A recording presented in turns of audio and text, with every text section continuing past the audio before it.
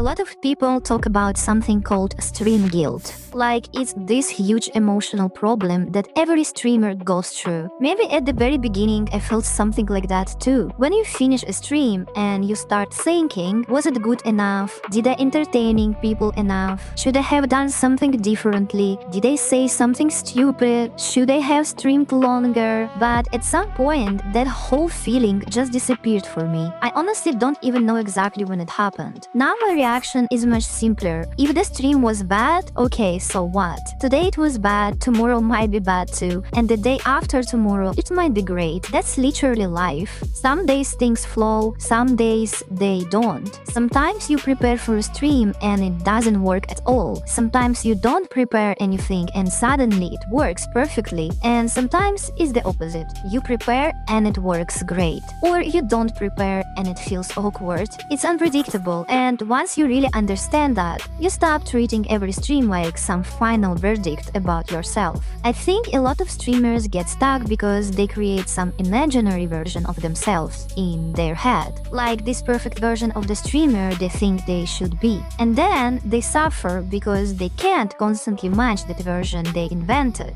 But the truth is, you want people to subscribe to you for who you actually are, not for some image that sounds nice in theory, but that you can't maintain in real life. Because once you start chasing that imaginary version of yourself, it becomes worse and worse. Now you're not just streaming anymore. Now you're constantly trying to maintain a role. And honestly, life already has enough problems. There are already enough things to worry about in real life. Money, work, survival, friendships, relationships, health, everything. So adding another layer of stress like, oh my god, did I stream correctly today? Just started feeling meaningless to me. Another thing people forget is that not everyone watches streams the same way. Some people want high energy, some people want chaos, and some people don't even really watch the stream. They just turn it on in the background. I remember hearing Yoon-soo talk about this once. Someone asked her which Valorant streamer she watches, and she said that when she sees Sabrosa is streaming, she turns the stream on because she likes his voice. Because his voice is calm and she can just move around the house, do things, live her life while the stream is playing in the background. And when I heard that, I thought, yeah, that actually makes a lot of sense. Because I do that too sometimes. I turn someone's stream on not because I want to stare at the screen for hours, but because I like the atmosphere. I like the voice, I like the way the person talks and thinks while they play. And that's still a real connection. People forget that a stream doesn't always have to be this intense performance that demands full attention. Sometimes it's just a company. And I think that connects to another thing people argue about a lot in streaming culture. Different creators have completely different psychotypes. And it goes both ways. Viewers also have different psychotypes. If you are a calm person, you might not enjoy watching someone who is constantly loud, reacting hard to everything. You might be looking for something more chill, more quiet. And for someone else, it's the opposite. That doesn't mean one type of stream is better or worse. It just means people are different. Just like there are different types of games for different people, there are also different types of creators for different viewers. Some streamers are loud, chaotic, dramatic, always shouting, always reacting strongly to everything. That works for them because that's their natural style. For example, someone like the Burn Peanut. Some people get annoyed by his style, but I always think, why are you getting angry about it? That style clearly fits his psychotype. That's how he naturally streams, and because it fits him, it works. But if I try to stream exactly like him, it would look ridiculous. It wouldn't feel natural at all. People would immediately see that it's fake.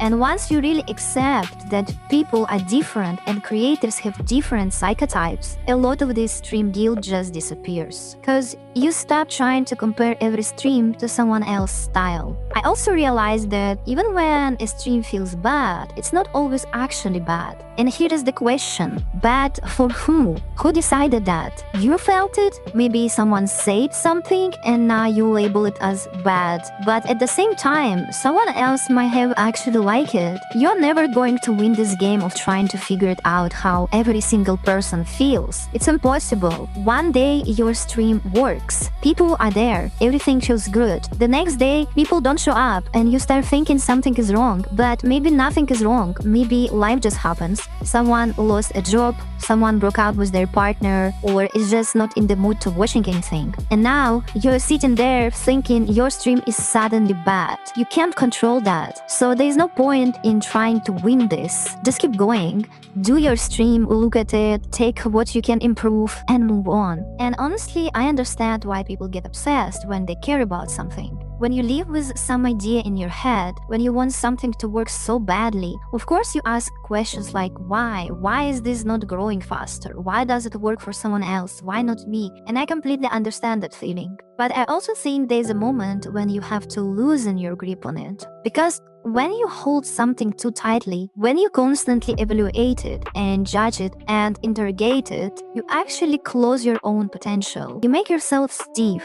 You kill the spontaneity that made the whole thing interesting in the first place. For me, the healthier position becomes very simple. If you have an idea, that's already great. If you can give your energy to that idea, even better. Do it because you want to. Do it because something inside you keeps returning to it. And if one day you don't want to do it, maybe don't. And sometimes you do it even when you don't feel like it, because sometimes appetite really does come during the process. But the main thing is that every stream does not have to prove your worth. There is this thin line between creating because something inside you wants to create, and creating only because you desperately want external validation. And once everything depends on validation, the process starts suffocating. That's probably why stream guilt disappeared for me. I stopped expecting every stream to justify itself. Streaming is a huge space, different starting points, different support,